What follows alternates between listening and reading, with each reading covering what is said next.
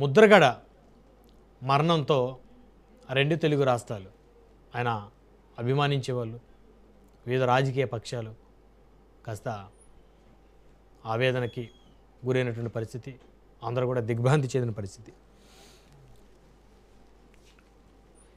సుదీర్ఘమైనటువంటి రాజకీయ ప్రస్థానం నేటితో ముగిసింది. ముద్రగడ అంత్యక్రియలు ముగిశాయి. తెలుగు ప్రజల గుండెల్లో చెరగని ఒక ముద్ర కూడా ఆయన వేసుకున్నారని చెప్పాలి.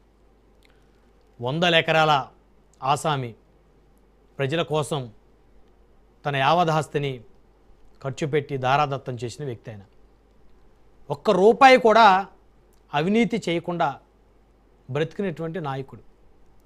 అలాంటి మహానాయకుడు, అలాంటి నాయకులు ఇక రారు అనేది ప్రస్తుతం నేటితరం రాజకీయ నాయకులు చెప్తున్నమాట. రెండు తెలుగు రాష్ట్రాల ప్రముఖులందరూ కూడా మాజీ మంత్రి ముద్రగడకు నివాళులర్పించారు. ముఖ్యమంత్రి, ఉప ముఖ్యమంత్రి వారిద్దరూ మాట్లాడుకొని ముద్రగడ పద్మనాభం గారికి ప్రభుత్వ లాంఛనాలతో అంత్యక్రియలు జరపాలని చెప్పేసి అధికారులను ఆదేశించారు. అయితే ఇదే క్రమంలో ప్రభుత్వ లాంఛనాలతో అంత్యక్రియలు జరపడానికి వీల్లేదంటూ ముద్రగడ అనుచరులు, అభిమానులు, వైకాపా నాయకులు అడ్డం తగిలినటువంటి పరిస్థితి. అదేవిధంగా ఆయన కుమార్తె క్రాంతి, మరి తండ్రికి కుమార్తెకి మధ్య రాజకీయ వైరుధ్యమే కానీ వ్యక్తిగత వైరుధ్యం లేదు అని చెప్పాలి. ఆమె జనసేనలోకి రావటం, ఆయన వైఎస్ఆర్సీపీలోకి వెళ్ళటం, వారిద్దరి మధ్య మాటల దాడి, ఒకరిపై ఒకరు. మరి వ్యక్తిగతంగా కుటుంబ కలహాలు ఏమున్నాయో, ఆ తండ్రి కూతురుల మధ్య విడదీయరానటువంటి అనుబంధం కాస్త పెద్ద అగాధంలా మారిందని చెప్పాలి.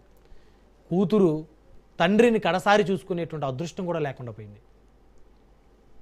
కూతురు ఏడుస్తున్నా, మా నాన్నని చివరచూపు చూడనివ్వండి అని ప్రాధేయపడుతున్న ముద్రగడ కుటుంబీకులు మరి క్రాంతిని రానివ్వలేదు, తన తండ్రిని కడసారి చూసేందుకు రానివ్వలేదు. ఇది నిజంగా రెండు తెలుగు రాష్ట్రాల ప్రజలు ఆశ్చర్యానికి గురైనటువంటి సంఘటన.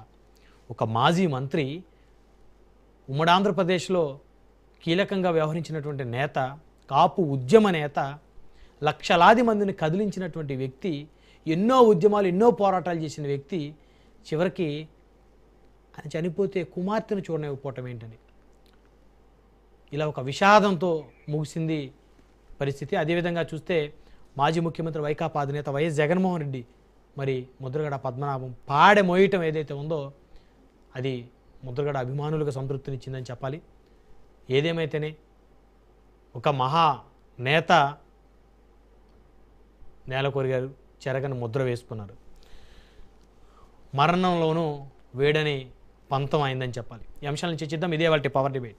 ఈ డిబేట్లోకి వెళ్ళే ముందు మనతోటి మాజీ మంత్రి, వైఎస్ఆర్ కాంగ్రెస్ పార్టీ రాష్ట్ర నాయకులు అంబటి రాంబాబు గారు ఫోన్ లైన్లో అందుబాటులోకి వచ్చారు. వారితో